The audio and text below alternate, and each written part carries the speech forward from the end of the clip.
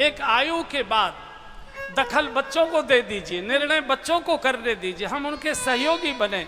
घर छोड़कर मत जाइए, घर को तीर्थ बनाइए, घर में मर्यादा का पालन कराइए, घर में धर्म की सुगंध आनी चाहिए, घर में रामायण की चौपाइयों की गुनगुनाहट सुनाई पड़नी चाहिए, घर में यज्ञ के धुएं की सुगंध आनी चाहिए।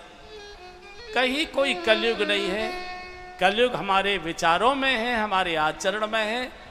कलयुग में भी देवताओं की कमी नहीं है। कलयुग में, इसी कलयुग में डोंगरे जी महाराज का जन्म हुआ है, इसी कलयुग में पूज्य राम सुखदास जी महाराज का जन्म हुआ है, इसी में मीराबाई आई है, इसी में जनाबाई आई है, इसी में कर्माबाई आई है, इसी में चैतन्य महाप्रभु आए हैं, इसी में तुलसीदास जी आए हैं, इसी में सूरदास जी आए हैं, इसी में कुंभन दास जी आए हैं, जिन्होंने भगवान को नचा दिया। और इसी कलयुग में हम और आप भी आए हुए, क्यों नहीं हो सकता।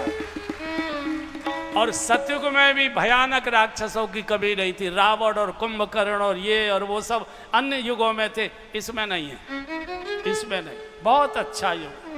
कलयुग सम नहीं आन जुग, और जो नर कर विश्वास, गाय राम गुण गण विमल, भवतर भी नहीं प्रयास। मैं न्योता दे रहा हूं, आइए वृंदावन।